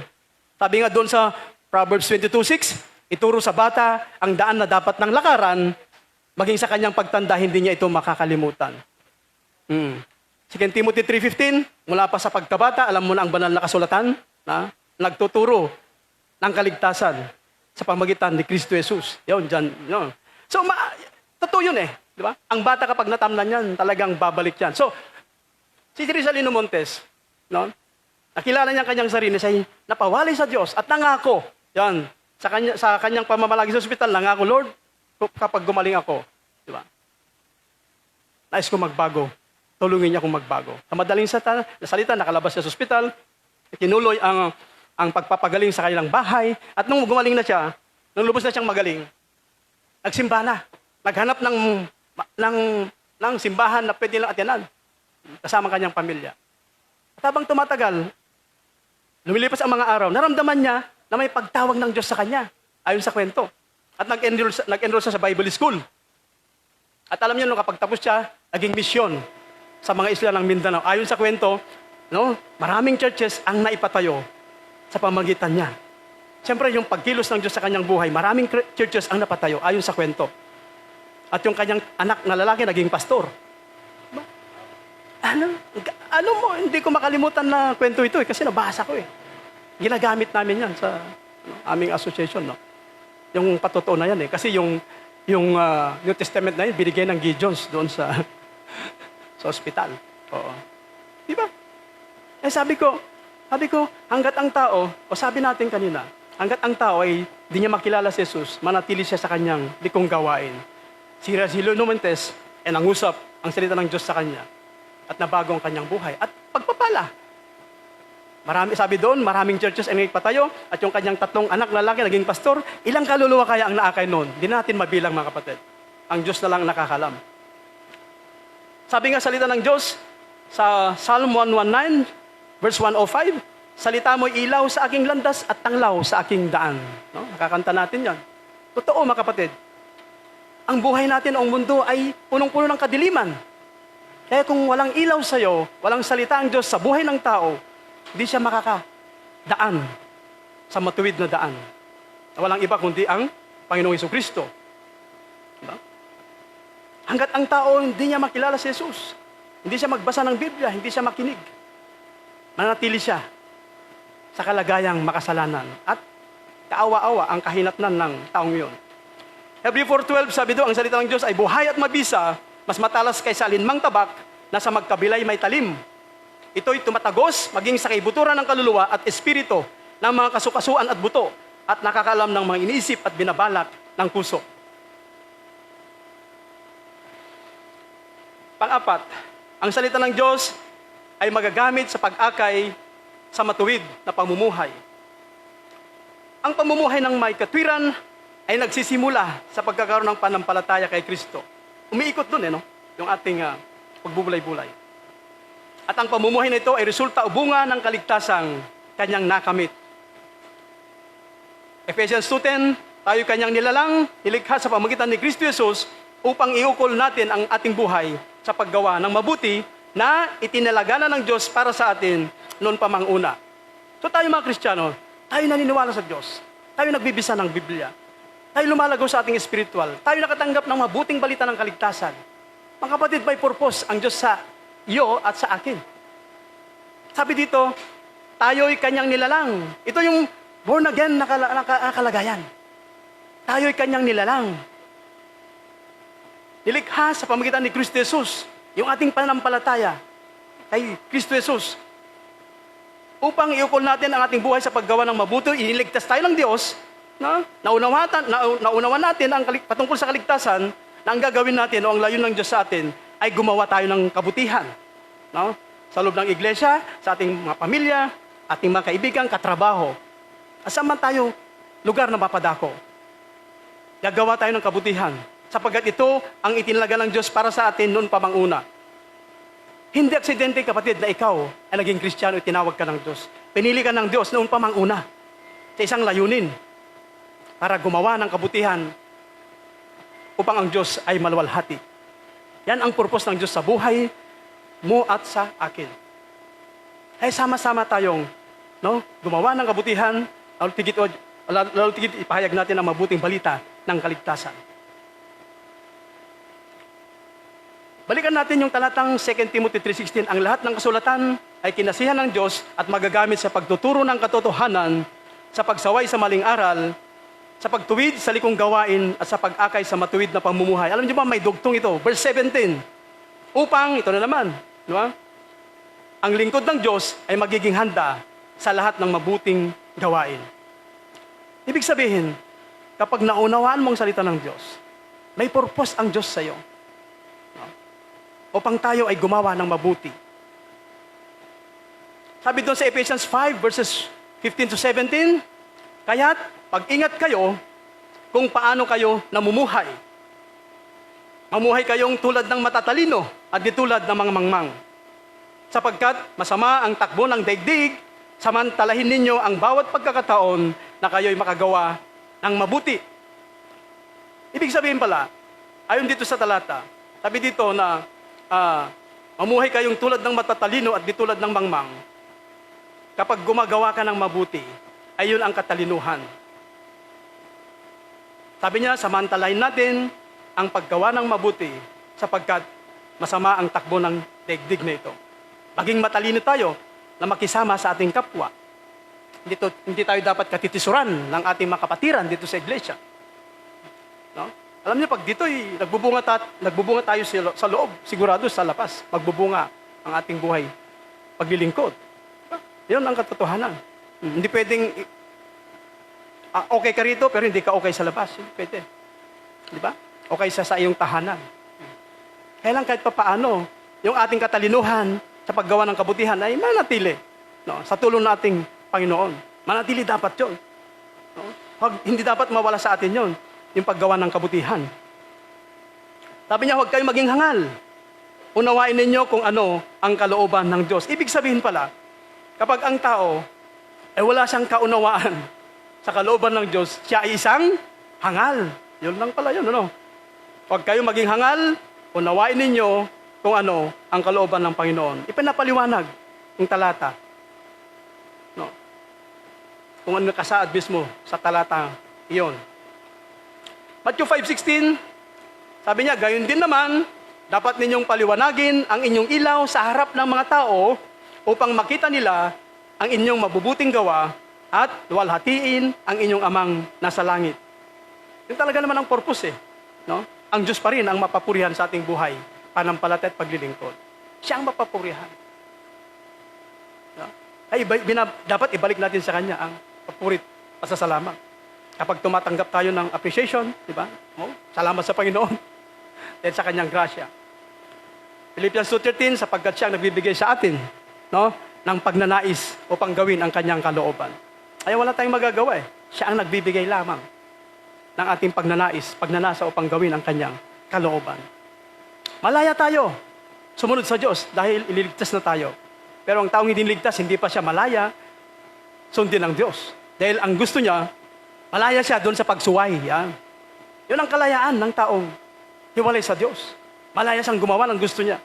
Pero kapag iligtas na, tumanggap na ng kaligtasan, malaya ka ng makakasunod sa kalooban ng Panginoon. Yun yung pagkakaiba. Diba? Kaya palad tayo mga kapatid sapagkat ipinaunawa ng Diyos sa atin. Kapatid, ikaw ba ay nagliliwanag sa harap ng iyong pamilya? Sa harap ng iyong kamag-anak? Sa harap ng inyong mga katrabaho? At sa harap ng iyong mga kaibigan? Ito isang tanong na sa ating lahat ay magsilbing salamin upang tayo bilang naligtas ay manatiling nakaugnay sa ating Panginoong Jesucristo. Si Jesus ay buhay na salita ng Diyos. Si Jesus ay buhay na salita ng Diyos. At ang Biblia ay naisulat na salita ng Diyos. Kung ganoon mga kapatid, magpatuloy tayong saliksikin ang Kanyang salita sa pamamagitan ng ating pagbabasa at pag-aaral at ipanalangin nating tulungan tayo ng banal na Espiritu upang ating maisapamuhay ang Kanyang mga salitang ating natututunan habang tayo ay nabubuhay. Mapagpalang pagbabasa ng Biblia sa ating lahat mga kapatid at Happy Bible Sunday. Diyos ang papuri.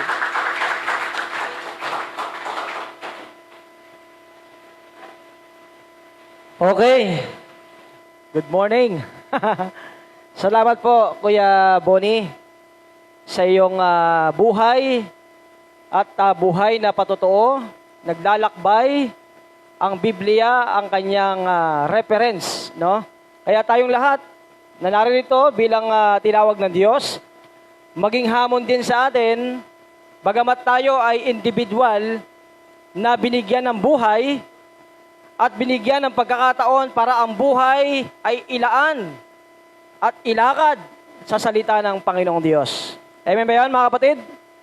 Kaya palakpakan natin ang Panginoon sa lahat ng nakaririnig, sa lahat ng tumanggap, sa lahat ng nakipag-isa sa Panginoong Yesus. Naniniwala po ako, saan man kayo dako ng mundo, ilalakad ninyo ang kanyang kaluwalhatian. Amen ba yun, mga kapatid? Kaya salamat po sa ating muli. God bless, Kuya Bonnie. Tinatawagan ko po ang ating dikunis. Asa sa po si dikunis? Yan. Saktong-sakto. Para ibigay ang certification ng ating kapatid na kay Bonnie.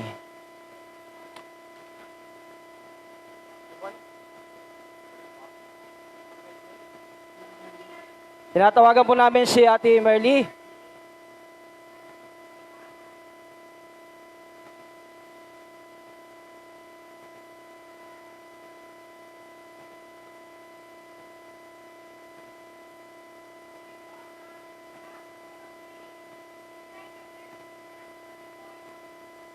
Pasalamat kay Kuya Bonnie, ang aming kuya, spiritual brother, at ang kanyang mabait at magandang may bahay sa ating Merly from Wesley United Methodist Church.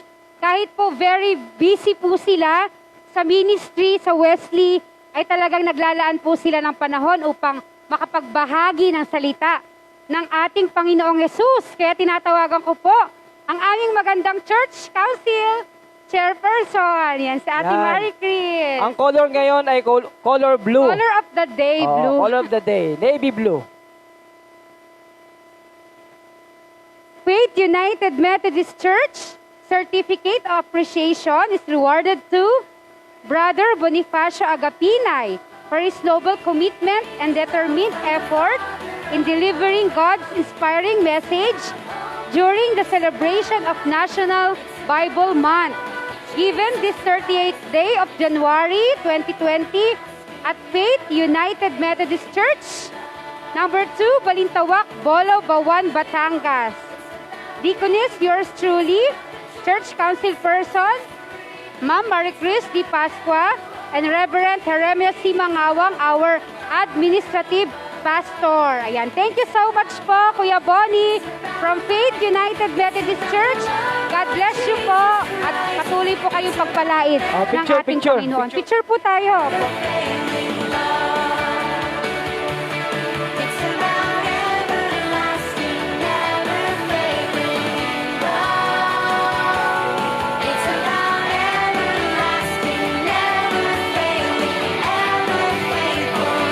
Thank you so much po. At pagpalain po kayo ng ating Panginoon. Ayan, thank you po. Sa uulitin po, Kuya Bonnie. Sa uulitin po. And now, tinatawagan ko na po ang ating mga FUMC kids. Ayan, para mag-render po sa atin ng action song. Ayan, mula sa ating mga bata.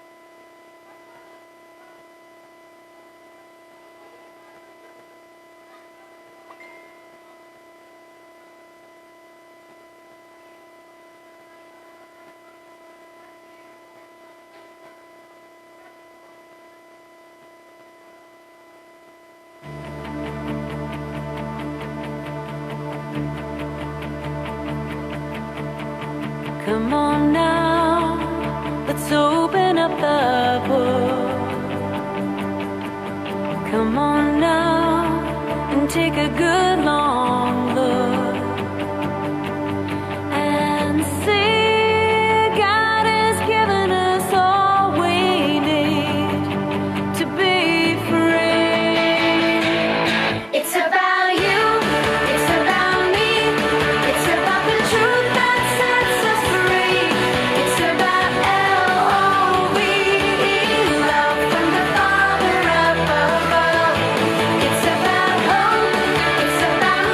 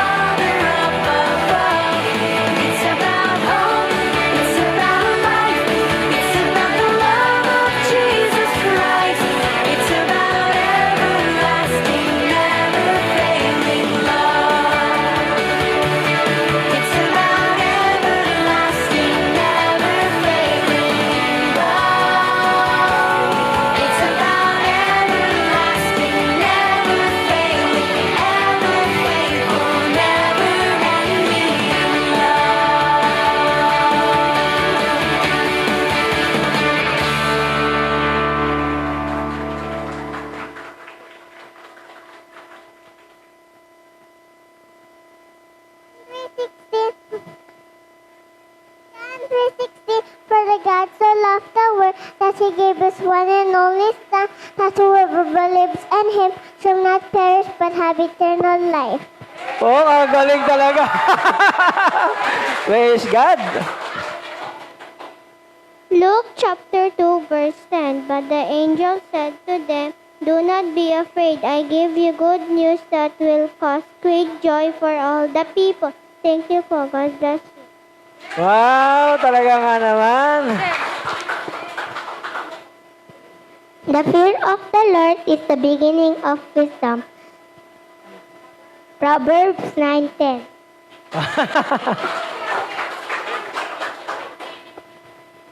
My flesh and heart may fail, but God is the strength of my heart and my portion forever. Psalm chapter 73, verse 26. Wow, galing ah. Oh.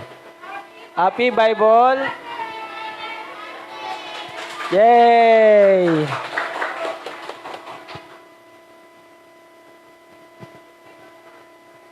Okay na? Praise God. O, sa parents, wala ba sa parents? O, parents naman. Okay, palakpakan natin ang mga bata, mga anak. Salamat sa inyo. Yan, pagpalain kayo ng Panginoon. Okay, magpapatuloy po tayo sa ating pagsamba.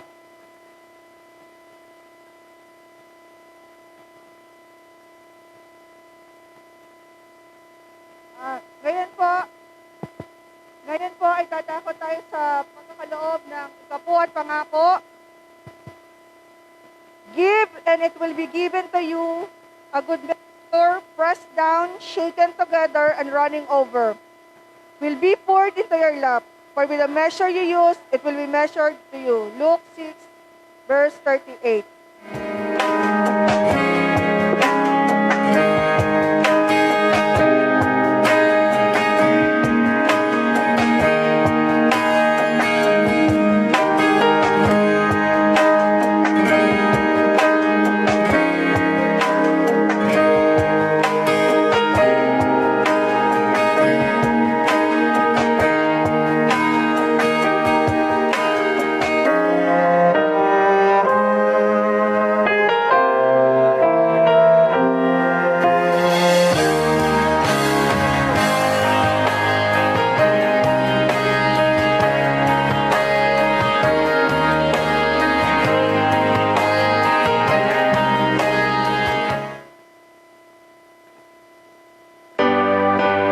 Ay, lahat ay tumayo.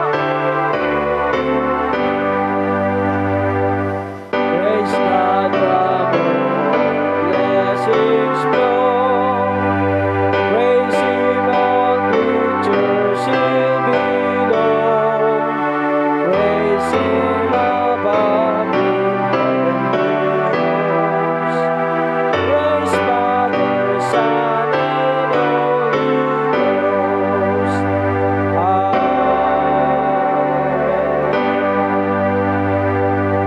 Aming itinataas, Panginoon, ang mga pagpapalang patuloy po ninyong pinagkaloob sa amin. Sa inyong mga anak na naroon ang kanilang puso sa pagkakaloob, ikaw ang Diyos ang magbalik siksik liglig at umaapaw pa. Ikaw ang siyang maparangalan sa bawat handog. Narito man sa church or nariyan sa kanilang mga tahanan online, si Jesus ang siyang aming pararangalan. Sa pangalan niyo lamang, ang lahat ng anak ng Diyos ay magsabi ng Amen. Amen.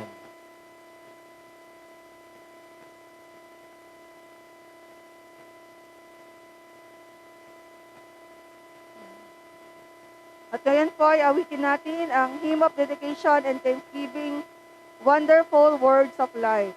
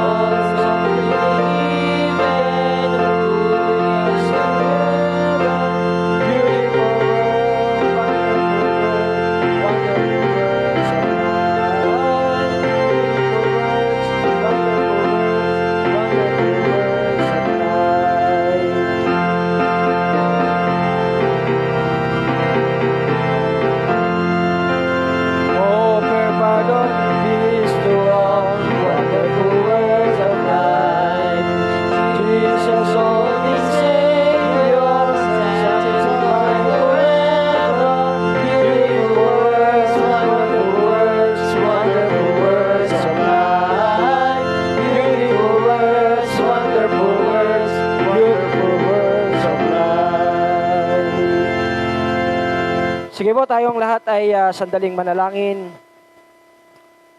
Itaas natin ang ating mga buhay sa Diyos na makapangyarihan. Hayaan natin siyang maparangalan sa bawat buhay na naririto.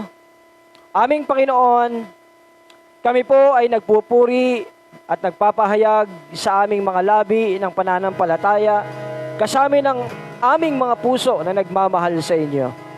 Tunay, O Diyos, ang iyong salita ay patuloy nagbigay sa amin ng napakalaking bahagi upang ang buhay na ito makita niya ang kahalagahan kung bakit siya dapat mabuhay.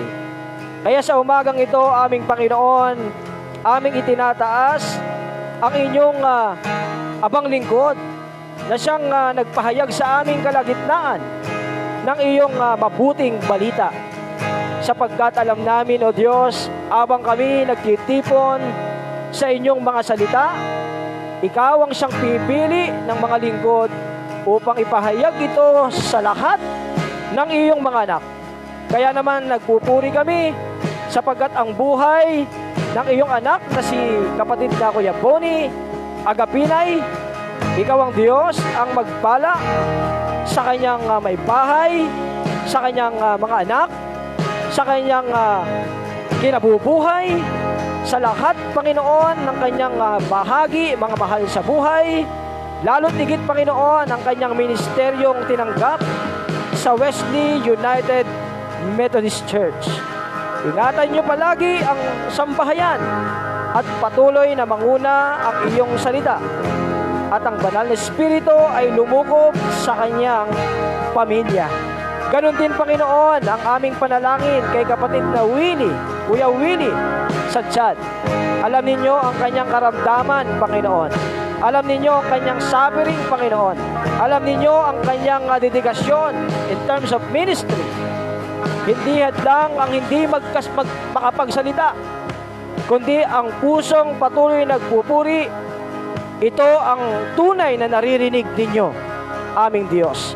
Kaya ang lahat ng naririto, ang bahagi ng Faith United Methodist Church, mapa-adult, mapa-mayap, mapa-youth and children, ang kanilang mga buhay na inalay sa inyo ay isang buhay na magiging patotoo. Saan mang dako sila dalhin, naroon man sila sa kanilang tahanan, naroon man sila sa kanilang pagtatrabahuan, saan man sila dako kumaroon, makikita sa kanilang pagkatao ang inyong mabiyayang salita. Sapagkat ang salita na siyang aming tinanggap, ito'y walang iba, kundi ang aming Panginoong Hesukristo. Itinatas din namin, Panginoon, ang bawat kapatiran na patuloy pong inilalapit ang kanilang buhay sa inyo. Una, Panginoon, ang aming mga kapatid na Kuya Alan, maging kay Kuya John, ang Panginoon, ang kanilang mga prayer, personal para sa kanilang family at sa kanilang future, sa mga anak po nila na patuloy po nilang susuportahan. Ikaw ang Diyos ang magkakaloob ng kanilang mga panalangin. Lalo tigit kung ito, Panginoon, ay may kaugnayan sa kanilang pagtatrabahuhan. Pagpalain niyo rin, Panginoon, ang lahat ng aming mga kapatiran, narito man sa church o maging sa kanilang mga tahanan, na patuloy pong nakakaranas ng karamdaman, kung ito man, Panginoon, ay ubo at sipon, Panginoon, masakit ang ulo, masakit ang kasukasuhan, masakit ang katawan. Lord, in the name of Jesus, ikaw ang magpapagaling sa kanila. Kung meron man sa amin, Panginoon, nakasama namin online, na patuloy na sinusubok sa kanilang karamdaman, na-stroke man sila, Panginoon, in the name of Jesus, restoration, Panginoon, ng strength ang ipagkakalob nyo, Panginoon, sa kanila. Kung meron man kaming kasama ngayon na patuloy pong pinanghihinaan, physical and spiritual, in the name of Jesus, palalakasin nyo, Panginoon, ang dalawang parte ng bahagi ng tao, ang physical at spiritual, upang patuloy, Panginoon, maging balanse ang kanyang paglilingkod. Alam ninyo, O Diyos, mabigat ang hamon sa amin habang kami ay nabubuhay sa mundong ito. Pero ang Faith United Methodist Church, habang nakikinig, habang nagbabasa, habang tinatanggap ang mensahe mula sa inyo, anumang ang hamon at pagsubok ng buhay ay kanilang mapagtatagumpayan. Salamat, Panginoon, sapagkat alam ninyo ang bawat miyembro ng pamilya ng Faith UMC, saan mang dako naroon. Ang ilan sa amin ay nakatira sa Cavite, ang ilan sa amin, Panginoon, ay sa Lipa, ang Mamtin, ang kanilang pamilya sa Linas. Salamat, Panginoon, kasama namin sila Ate Lisel, Kuya Jonam, salamat sa kanilang family, maging kay Kuya Robert, Panginoon, nakasama rin namin ang brother ng Tita Linda at ang kanyang pamilya na patuloy po niyang nakakasama everyday sa kanyang buhay.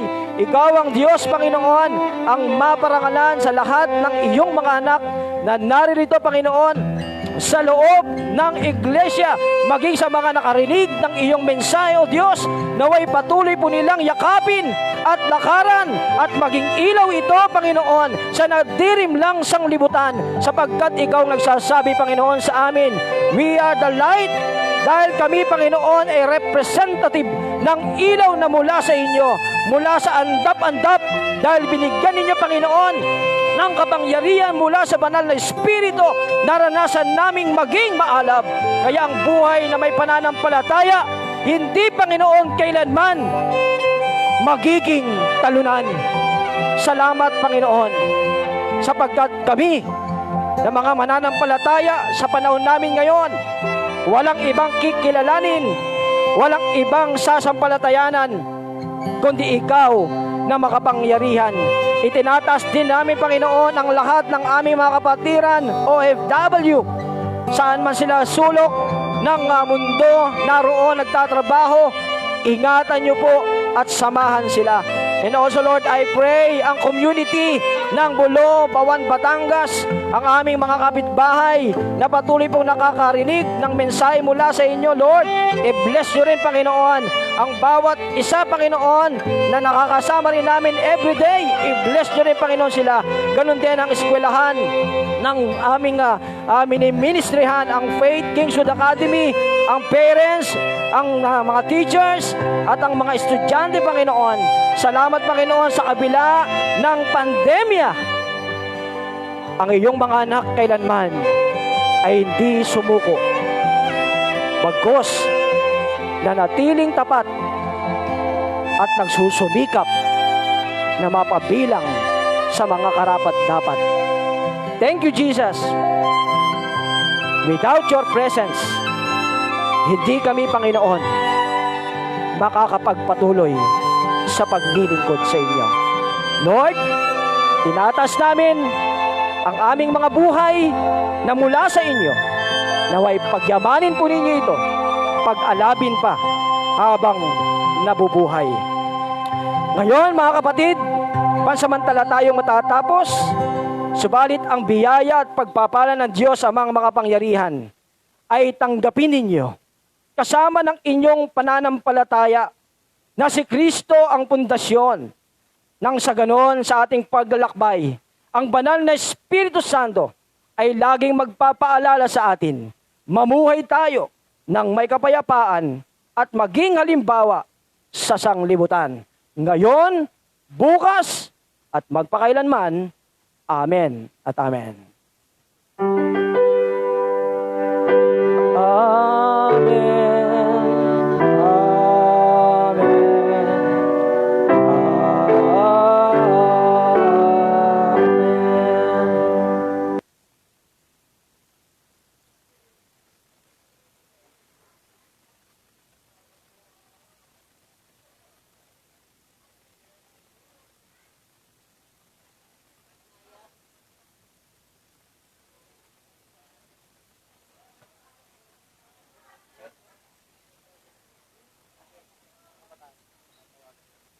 Palakpakan natin ang mga kabataan. Sila po ay maghahandog ng kanilang sayaw.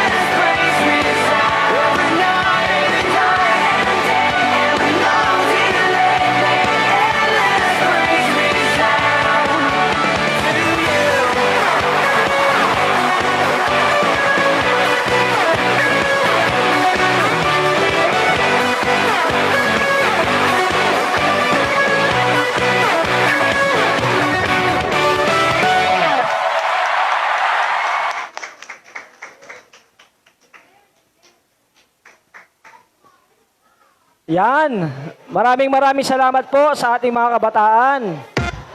Minsan pa, palakpakan din ang Panginoon. Yan, purihin ang Panginoong Diyos.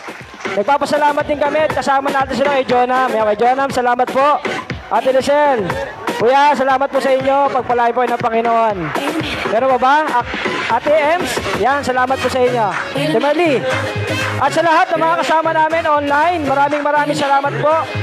Ang Diyos ang magpala sa inyong buhay. Sa mga nasa ibang bansa, ingatan po kayo ng Panginoon. At sa lahat ng mga kasama natin, sa mga gawain po natin online, pagpalain po tayo ng Panginoon. Magkita-kita po tayo sa ating Faith and Devotion, Monday, Wednesday, and Friday. Again, to God be the glory. Amen.